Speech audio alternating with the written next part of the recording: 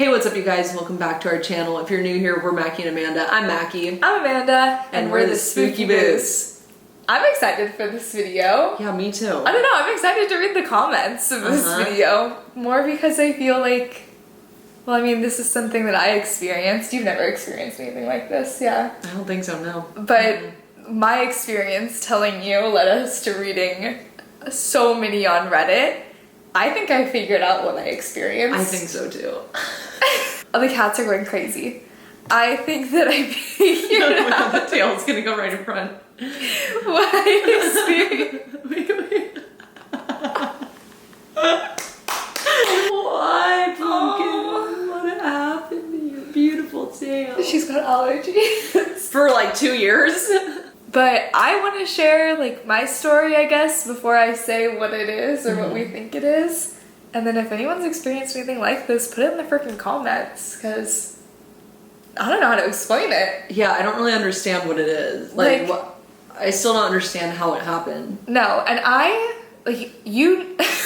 called you the day that this happened to me, but I don't know how I didn't think to tell you the rest of this part. I was telling somebody else about it. Like, they were like, have you ever run out of gas? This was a year ago because it popped up in my Snapchat memories. Basically, what happened was I told her this story of me running out of gas and what happened after I ran out of gas. And she goes, that sounds like jumping timelines almost. So I decided to tell Mackie. But to share with you guys, I was driving home from your house. Thank God it was a Turo and not my own car. Yeah. I have never run out of gas before or since. Wait, was that nighttime or in the daytime? It was in the middle of the day. Okay, that's what I thought. Yeah. And which is thank God, because I always leave your house in the middle of the night because there's no traffic. And not only do I always leave your house in the middle of the night, but the point of the freeway that I take to get home, you know, I'm trying to think of how to describe it to everyone. So I'm headed north to south, and then eventually I have to go west inland to east, like east. So I'm headed south towards Mexico, San Diego. And the exit that I would take puts me directly to go home.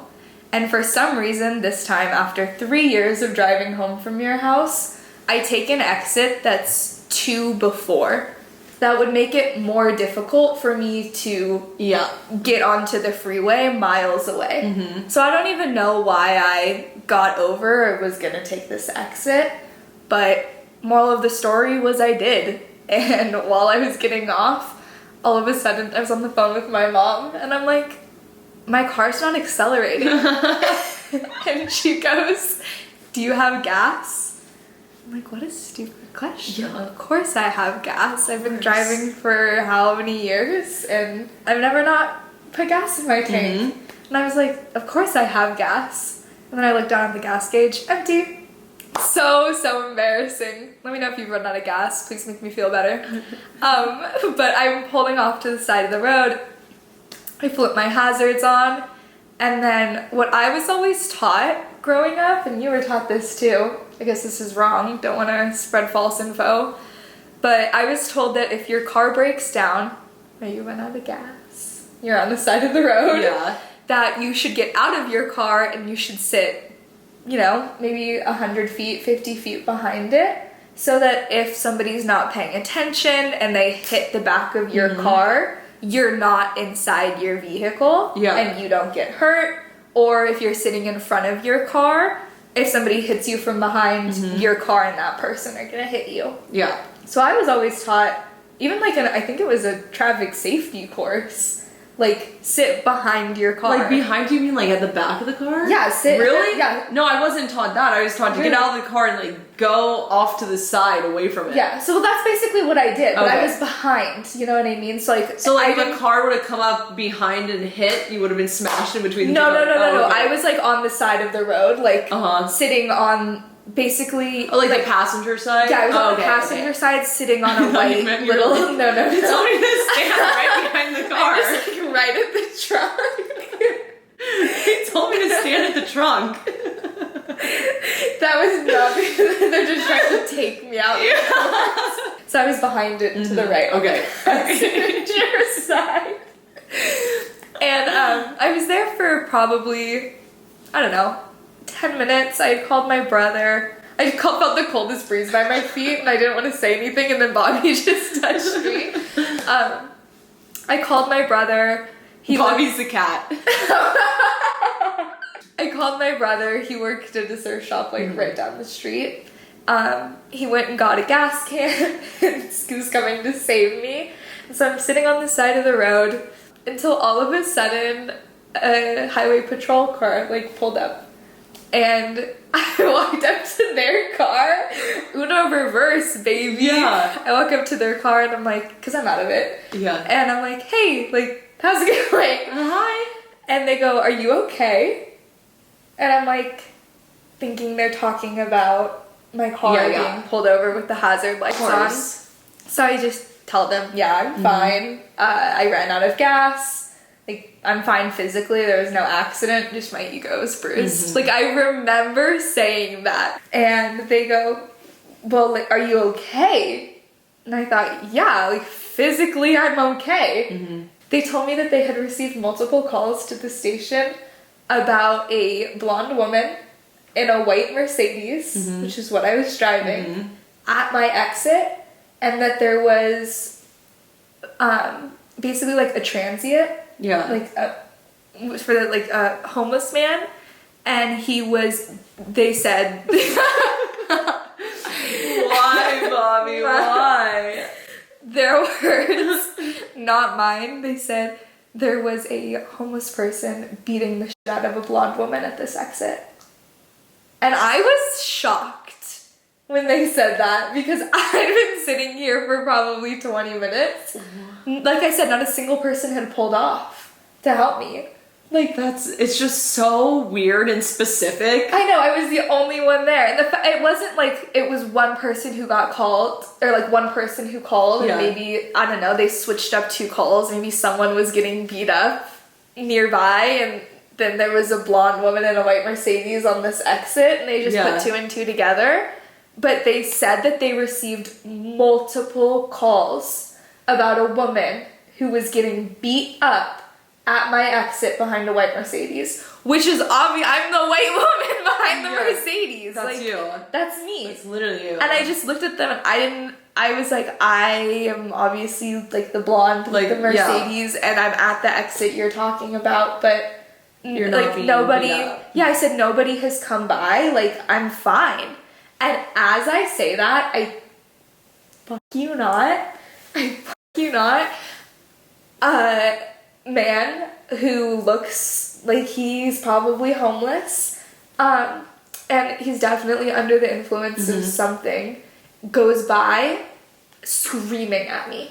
And the police are right there still. Yeah. And he's basically just threatening me. He's saying fuck you, and I'm gonna kill you, and all of these crazy things. And the cop looks at me and goes, get in your car right now. And so I walked to the front of the car and I got in and locked the doors like he told me to. Put on my seatbelt like he told me to, and I just waited for my brother. And they walked down the embankment to where he was and where he was yelling at me. And I don't know whatever came of that, but they waited there until my brother got there and filled up the tank and I could get to the gas station. So I almost when I shared that story with Kaylee, she was like, that sounds like, she's like, yeah, she's heard of it, jumping timelines, basically. Because it was just too specific, like you said. No, that's crazy. I'm still trying to wrap my mind around it, what, if there's a more, technical term for it. There is. Are you ready? Yeah. Okay, and the story isn't me reading it. This is what it says. I don't want to freak you out. I find these stories fascinating. The theory is that we, for each decision we make, all of us, the universe branches off, so there will be multiple timelines created of where your decisions play out, which I've heard of that. I've heard of that, yes. If you die in any of them, so if I had been... Oh my god, beat to death? Those timelines collapse into the main timeline where you're still alive. You got beat the shit beat out of you. It's called quantum immortality. Oh my god. So, like, reading that made me think, just the fact it was multiple calls. Yeah. And they were like, the words that they used where they're like, we got a call that there was, you, like they said, you were having the shit beat out of you. Made me, I'm sorry. That's not funny. It's not funny. I'm just picturing just like when you're in crisis last time, just you going, ah! Yeah, no, that's freaking crazy. I don't know how to describe it. So we started looking up Reddit stories about it, and like other people have experienced similar things. Same but different. Same but different. So I guess on top of like my story, we're gonna share some of those with you. Mm-hmm. But more importantly, I want to know your guys' in the comments. Like, I really am messed up over this. Yeah, like what happened? Can someone say? Yeah, has anyone heard of this? Or is that quantum physicists out there? You made it through that. Any quantum physicists? Physicists? I don't know. I think you just dripped on my towel. So we found a couple stories on Reddit about similar situations. I feel like mine that I found is a little bit closer, but yours is just so insane that we have to share it. So it says, I think I hit a save point and reset, or possibly jumped timelines. This is a fun one. Happened in December, and I still haven't figured this one out. I'm driving back home one night late, admittedly, but not super late, midnight or so. I have a very nice 2008 Dodge Charger that is honestly my dream car. It's not uncommon for me to blast down a dirt road at 80 miles per hour, allegedly, for any cops out there. But that night, I was taking it easy, 40 miles per hour tops. Wait, I just want to interrupt you. Yes, this is Amanda writing this. Yeah, after this, she like looks up and goes, "Did you write this?" Literally after the first like two sentences, I'm like, "Is this you?" Like literally everything that this person says is Amanda. Yeah. Why? Because I live in bumfuck nowhere, famous for poor cell service and deer, and stupid deer at that. Yeah. The hatred for deer. Even though the moon had everything lit up so bright, I could damn near see color. I was still being careful. I knew this road well, as I tore it up just about every day and was familiar with all the deer zones. Eyes up, blasting some tunes, I passed the first deer zone, no problem. Scan left to right, nothing. Nothing. Whoa. The way that I'm reading it with you now, and it's so funny. Nothing. Whoa. Didn't have time to react as a big freaking deer flashed across the front of my car. It must have been going full speed already as it exited the clump of trees to my left, or I would have seen it. It was so close and going so fast I never saw its legs, just its body. I could have been going 10 miles an hour. I still would have hit the damn thing. I literally had no time to react. I drilled that bugger dead center. My seatbelt locked as I lurched forward from the impact, hurting my shoulder. The deer's head whipped sideways and bounced off the hood of my Charger, then disappeared as he went down. I felt my tires bounce over him and even felt the drag under my car. As the newest recipient of the Darwin Award, got dragged. That's so mean. Like, I hate deer, but got dragged a little before one last lurch into smooth gravel again. Honestly, so vivid, straight amazing. I was surprised my airbags didn't go off though. My stomach twisted as I pulled to the shoulder, envisioning all the damage done to my car. I've seen deer get hit by cars before, and cars that got hit by deer before. Dad was stopped to let a herd go past once, and two dumbass deer bounced off his front corner and crossing to the tune of about 10 grand in repairs. No, hitting a deer can literally kill you. Yeah. Like, it can just total your car. Encircled to the front of my vehicle to check the damage. There was nothing. Straight up. No fur, no blood, no cracked bumper or shattered grille. Even the dent on the hood was gone. Records. What? I crouched down to look under the car. No signs of dragging either. Standing up, I started walking back along the road with my flashlight and gun to look for the deer. Nothing. No drag marks, no blood, not even tracks. The road was perfectly smooth. This was honestly scarier than the zombie possum. Long story. It was about that moment that I noticed my shoulder wasn't hurting anymore. I got back in the car, reflecting on the possibility of a bad exhaust connection or something leaking CO into the cabin. A subsequent emergency car appointment the next day disproved that theory. I don't do drugs, I wasn't drunk or sleepy, and I don't have a history of mental illness, so I still got nothing. I mean, except freaked out, still a little freaked out to be honest, but hey, Still got my dream car, so whatever glitch in the matrix or universe jump or reset point I hit, I'm grateful at that. What's a reset point? The gulag. The gulag? The gulag. Yeah, same vibe. He made it out of the gulag.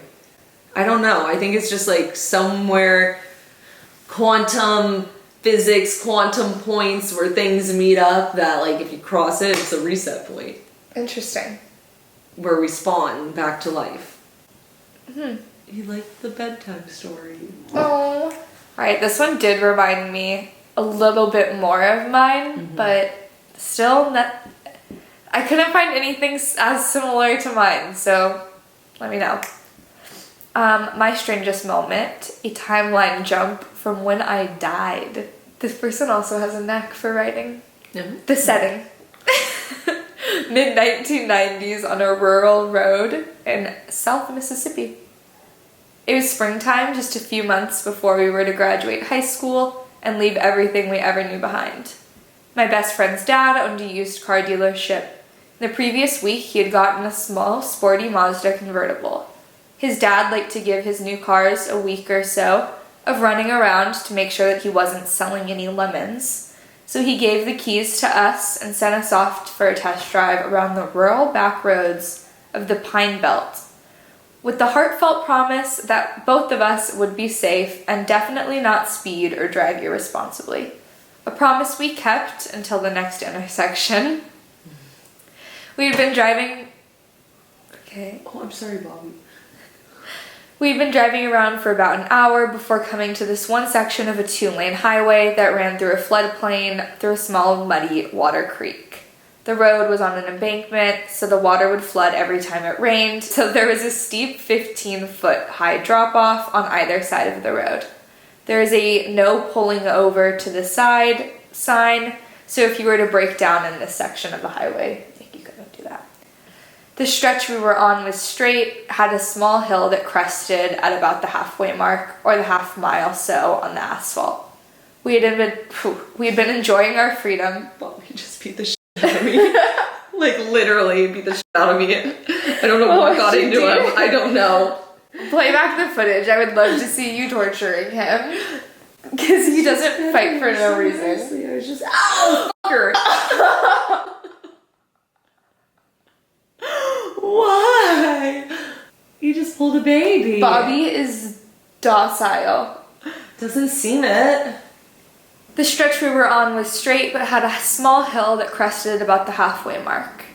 We'd been enjoying our freedom and the broken promises to his dad. We quickly ran up to a car that was very likely going the speed limit, but they were driving way too slow for us. My friend and I looked at each other with a grin. He downshifted, gave it plenty of gas, eager to leave the slower car in our dust. As we crested a hill, a blur of metal appeared in our lane, barreling towards us at an alarming speed. We weren't even 100 feet from the other car, coming straight at us. I distinctly remember the driver in that car bracing himself, his eyes wide open, knowing that there were no options for avoiding a collision. My best friend and I yelled at, "Oh shit," in unison, as I squeezed my eyes shut, bracing for the inevitable collision. There is no way we could have missed the car. I saw the driver's eyes. We were so close. Impact inevitable. Except the sickening explosion of metal crunching against metal at a high speed never came. I opened my eyes, I looked to my left, and I saw my friend's arm nonchalantly resting on the door, his mouth open as he sang along to the Gin Blossoms' Follow You Down. It was a beautiful day, the roof was down, the radio was blaring. Not a car in sight, not even the one we had attempted to pass.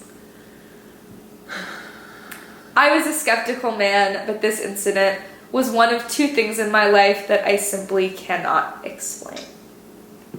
That's like the one that makes me think again of just someone who dies and it meets up. I want to know, like, more about this topic now. But you would think that, I don't know, for him, if it got so close to where he saw the driver's eyes, wouldn't I have seen the person coming after me? Like, wouldn't I have that? I don't know. I guess maybe it just depends. I know, that's the part that's confusing to me because it's like your situation was like time travel in a way. Yeah, like, I don't know. I don't know. Or, yeah, like in another dimension or something, Or maybe you were being attacked in that moment. Yeah, maybe the police pulled up while I was being attacked or something. Yeah. Mm-hmm. And I don't know. I don't know. I really can't, like, wrap my head around it. That's all I've got. Yeah. Like, all I know is what happened to me and the police pulling up and saying that. And I didn't think anything of it. I just thought, wow, that was really weird. For the last year, until I told Kaylee about it. And she goes, huh, that reminds me of whatever. Like, not time travel, but different timelines. What is that? Or maybe he had, like, a firearm on him. You know, and my back was turned because I was facing towards the freeway, towards traffic. No, he was beating the shit out of you. Yeah, you're right. You're right. You really love that part, don't you? In theory, not in real life. No, multiple people called the police department saying that they witnessed it happening to me. That's so weird. Why didn't anyone stop? Yeah, why didn't anyone stop? And Just multiple people hey, this girl's getting like mauled just by this guy. destroyed. I don't know. That's why we need answers from everyone. Yeah. I don't know what this is. I have no clue. Like I said, I've never thought anything of it until this year. Like, I don't think this week has anything to do with aliens. I don't think it's paranormal. I don't think so either. Alright, well, yeah, let us know what everyone thinks. Yeah, let us know if you enjoyed this video. If you want us to do more about, I don't know, I love the Reddit stories. Me too. So I think they're crazy. Other than that, if you enjoyed the video, hit the like button, hit the subscribe button. Other than that, thanks for watching. We'll catch you on the next one. Peace.